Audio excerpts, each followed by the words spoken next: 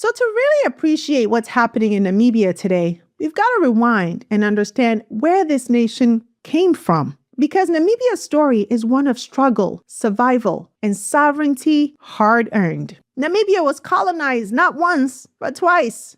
In the late 1800s, it was taken by Germany, becoming known as German Southwest Africa. And that's when one of the darkest chapters in modern African history began. Between 1904 and 1908, German colonial forces committed what is widely recognized as the first genocide of the 20th century against the Herero and Nama people. Tens of thousands were killed. Others were forced into concentration camps. It was systematic, violent, and designed to wipe out entire ethnic groups to make way for settler land grabs. Germany lost its colonies after World War I, but Namibia didn't gain freedom.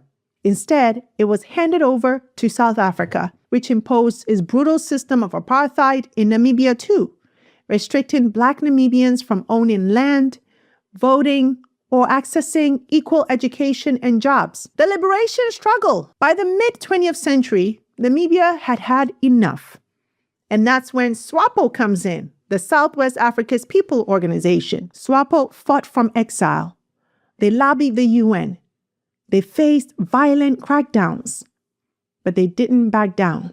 After years and years of struggle, and with growing international pressure, Namibia finally gained independence in 1990. That was just 35 years ago.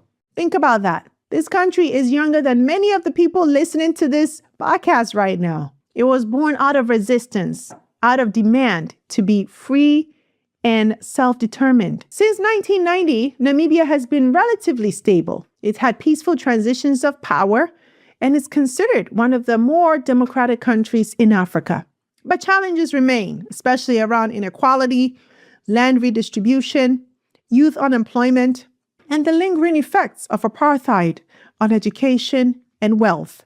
And now, for the first time, that next chapter is being led by women who lived through that colonial trauma, women who were part of the liberation, women who know what's at stake here.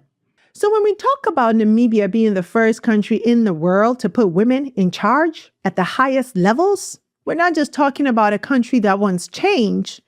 We're talking about a country that fought for it hard, that bled for it, and survived for it.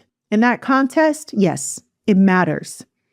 Because Namibia isn't just leading, it's leading with history in its hands.